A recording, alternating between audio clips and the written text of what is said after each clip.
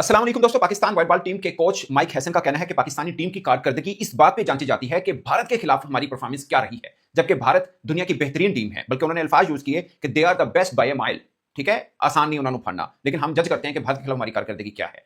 इसकी डिटेल पे इस पे बात करेंगे। और साथ में उन्होंने कहा कि बाबर आजम टी20 में पीएसएल में रन किए, मगर उनका मुकाबला बड़ा सख्त है। यानी बाबर आजम के लिए ना काफी जिसे बोलते हैं चैलेंजेस हैं। शदाब खान बहुत टैलेंटेड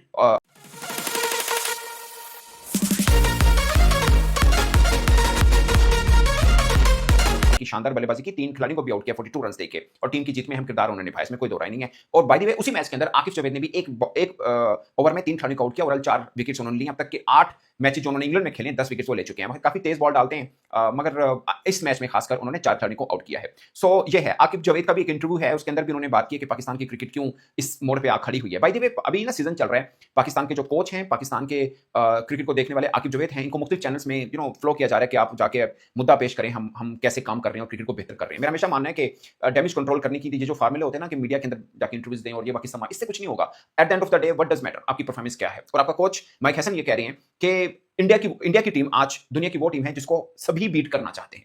सब चाहते हैं कि हम इंडिया को हराएं, और पाकिस्तान के अंदर यानी हम लोग ये चाहते हैं कि हमारा मुकाबला या हमारी परफॉर्मेंस क्या है ये जांचा जाता है कि हम इंडिया के खिलाफ हमने क्या परफॉर्मेंस की है, जबकि वो तो दुनिया की बेहतरीन टीम है। सो हम तो भाई साहब इंडिया के साथ ही रहता है जब वो दुनिया की बेहतरीन टीम नहीं थी, और जब है दोनों सूरतों में आम जो लोग हैं वो देखना ये चाहते हैं कि पाकिस्तान की क्रिकेट कहां पे खड़ी है भारत के मुकाबले में, क्योंकि पाकिस्तान की क्रिकेट भारत के मुकाबले में बेहतर रही है। ये कुछ वर्षों से बहुत बुरी है, बहुत बुरी परफॉर्मेंस दिखा रही है। पहले भी वैसे वर्ल्ड कप में इंडिया का रिकॉर्ड हमारे खिलाफ बहुत शानदार है, मगर अब तो बाकी मैचेस के अंदर भी हम कहीं पे हम पल्ला तो छोड़िए, दूर दूर तक कोई मुकाबला नजर नहीं आ रहा होता पाकिस्तान और भारत का। सो इसलिए लोगों को रहता है। मगर माइक हैसन ना अपने स्टैट बयान करते हैं। उन्होंने बोला कि हमने दो उनके होते हुए बायलैटरल सीरीज हमने बहुत जीती है। लाइक हमने 2 ट्राई नेशन सीरीज भी जीती है। अब 2 ट्राई नेशन सीरीज क्या है, एक अफगानिस्तान था, एक जो ही था, एक पाकिस्तान था, वो जीत लिया, आप सेरा डाल लें अपने ऊपर। दूसरा पाकिस्तान श्रीलंका और जिम्बाब्वे की थी, वो भी हमने जीती, उसका भी सेरा आपने डालना है तो डाल लीजिए। मतलब मुझे लगता है कि ना थोड़ा सा हमें अपना लेवल अप करना है, थोड़ा लेवल अप करना है। आप एक तरफ तो उन्होंने कहा माइक हैसन ने कि हम एशिया कप में सबसे जीते बट इंडिया से हार गए। इंडिया से आप हारे नहीं, इंडिया से 3 मैच हारे, और वो हार नहीं, वो हाहाकार थी जिस अंदाज के साथ हम मैच हारे थे। कोई मुकाबला नहीं था मैच के अंदर। सो आई फाइनल में थोड़ी सी तपड़ हमने जरूर दिखाई थी, बट वो भी at the end of the day India ही जीता था और एशियन चैंपियन वो बना था। बाद में वर्ल्ड कप में भी हुआ, वर्ल्ड कप में तो फिर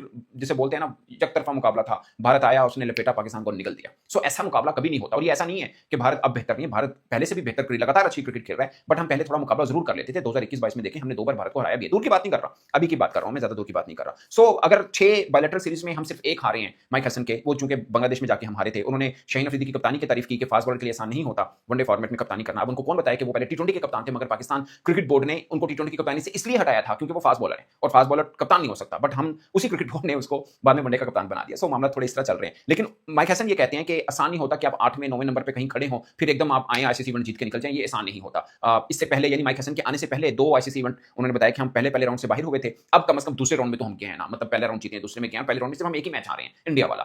बट वो ये नहीं बोल रहे कि हम तो जीते हैं, वो हम नीदरलैंड से जीते हैं, यूएसए से जीते हैं, या शायद नमीबिया तीसरी टीम ये है। अगर आप उनके साथ मुकाबले भी अपनी जीत के साथ रखना है तो फिर ठीक है, मतलब फिर तो रह गया ना। मतलब अगर आपका माइंड लेवल या माइंडसेट ये है कि हम ये गिन रहे हैं कि हम पहले राउंड में सिर्फ एक ही मैच हारे इंडिया वाला, और जो जीते हैं वो कौन सी एसोसिएट टीम है, उनमें से कोई एक भी रेगुलर टीम नहीं थी, कोई भी टेस्ट प्लेइंग नेशन नहीं थी जिनको हमने हराया। सो इस तरफ नहीं आते वो। मेरा हमेशा उनसे गिला ये है। मतलब ठीक है टीम बुरी खेल रही है, मैं ज्यादातर उनको बेहतर कोच भी मानता हूं, मगर वो जो कैलकुलेशन में डालते हैं ना स्टैट्स के ऊपर, मैं उनके उस फिलॉसफी को किसी तरह से मानने को तैयार नहीं हूं। वो जो काउंट कर रहे होते हैं वो कहते हैं हम मानते हैं कि ऑस्ट्रेलिया ने अपनी मेन टीम नहीं भेजी, बट हमने हराया, ये हमारे बस में नहीं है, हमारे बस में ये कि हम अच्छा खेले। तो जब अच्छी टीम आती है फिर कहते हैं वो तो बड़ी अच्छी टीम है और दुनिया की तमाम टीम उसको हराना चाहती है, अगर हम नहीं हरा पाए तो बाकी भी उनको हराना चाहते हैं। सो ये चीज थोड़ी ना वो रहता है बीच में ना कि वो कहना क्या चाह रहे हैं या उनका माइंडसेट क्या है। आल ऑफ कोर्स वो कोशिश कर रहे होंगे कि पाकिस्तान टीम को किस तरह से बेहतर किया जा सके, बट मुझे लगता है कि ये जो इंटरव्यूज का सिलसिला पाकिस्तान क्रिकेट बोर्ड ने शुरू कर रखा है ना, इससे वो चीज या वो दाग थोड़ी मिटेंगे कि हमारी क्रिकेट बुरी खेल रही है। आगे फिर इवेंट आना है, लाइक आपको जाना है वेस्ट इंडीज में, आल्दो वो टेस्ट है, उसमें माइक हैसन कोच नहीं है उस टीम के, और फिर इंग्लैंड जाना है, वो भी टेस्ट है, तो आपके कड़े इम्तिहान है। वेस्ट इंडीज वाला तो मैं इतना कड़ा नहीं समझता, बट इंग्लैंड वाला है, और इंग्लैंड वाली सीरीज अगर आप ड्रॉ करके भी आ जाते हैं तो एक बड़ी अचीवमेंट होगी पाकिस्तान के लिए, छोटी अचीवमेंट नहीं होगी। अगेन वेस्ट इंडीज बड़ी टीम नहीं है, मगर अपने घर में वो खेलेगी तो बेहतर ही होगा। अभी देखिए आयरलैंड ने इंडिया को हराया टी20 में,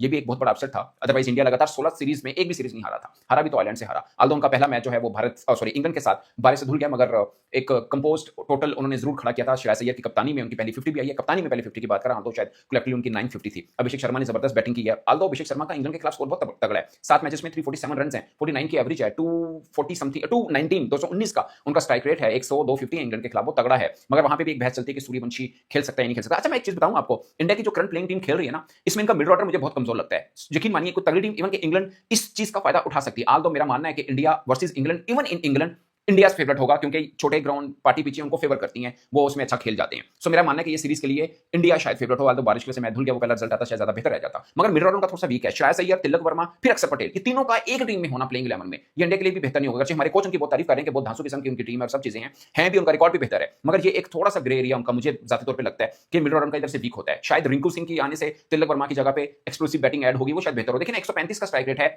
श्रेयस अय्यर का, although he is a very good batsman, मगर 135 का है स्ट्राइक रेट, बहुत ज्यादा स्ट्राइक नहीं, और ज्यादातर मैचेस वो इंडिया में खेले होंगे, टी20 इंटरनेशनल की बात कर रहा हूं। 135 का स्ट्राइक रेट बहुत डेकोरेटेड नहीं है। 142 का स्ट्राइक रेट तिलक वर्मा का, अगरचे 200 उन्होंने भी किया, वो भी साउथ अफ्रीका में किया, और दोनों सौ बड़े धांसू तरीके के साथ किए थे, मगर बेशतर जगहों पर उनका स्ट्राइक रेट गिरता नजर आता है। सो सूर्य कुमार यादव जो पहले कप्तान थे, उनका 164 का स्ट्राइक रेट था। सो ये एक थोड़ा सा मुझे लगता है उनका मिडल ऑर्डर में इस चीज की कमी आई है कि तिलक वर्मा, श्रेयस अय्यर प्लस अक्षर पटेल, ये तीनों इकट्ठे एक तरह से आते हैं। सो तीनों का आना उनकी मिडल ऑर्डर को मुझे लगता है कमजोर करता है। इसमें कहीं बीच में एक एक्सक्लूसिव बैटर चाहिए, जैसे नीचे से आके फिर शुभम दुबे थोड़ी सी कसर पूरी करते हैं, बट फिर भी ये वाला एरिया थोड़ा सा उनका मुझे वीक नजर आ रहा है अब की इनकी टीम के अंदर अगर बात करें तो। दोस्तों बात करते हैं आकिफ चौबे की। वैसे अभी टेस्ट के लिए बात हो रही है, तो जो पेस अटैक मिल रहा है पाकिस्तान को, अपेरेंटली भी टीम अनाउंस होना शायद आजकल के अंदर हो जाए। उसके अंदर आमिर जमाल है, खुरम शहजाद है, मोहम्मद अब्बास हैं, और फिर उबैद शाह का भी आया, मोहम्मद अली का भी आ रहे हैं। आई डोंट नो शानद धानी को क्यों नाम नहीं लिया जा रहा है, उनको भी डालना चाहिए टेस्ट में, लंबे स्पेल वो कर सकते हैं, बट ये हमारा पेस अटैक है। मगर वनडे में मुझे लगता है आकिफ चौबे को कहीं ना कहीं रखना चाहिए। आल्दो वो इंग्लैंड में टी20 खेल रहे हैं, उन्होंने अपने आखिरी ओवर में 3 खिलाड़ी को आउट किया, कलेक्टिवली उन्होंने 4 खिलाड़ी को आउट किया, और अब तक जो इंग्लैंड में टी20 मैचेस खेले 10 विकेट्स वो ले चुके हैं। पेस अच्छा है, डेथ ओवर थोड़े बेहतर करते हैं, बट मैं उनको वनडे का ज्यादा बेहतर बॉलर मानता हूं। मुझे लगता है वनडे में ज्यादा अच्छा खेलते हैं। सो वनडे प्रोस्पेक्ट में उनको समझना चाहिए, उनका जिक्र कहीं पे होता नहीं है, पर मुझे वो बेहतर लगते हैं वनडे फॉर्मेट के अंदर। दूसरा शादाब खान ने भी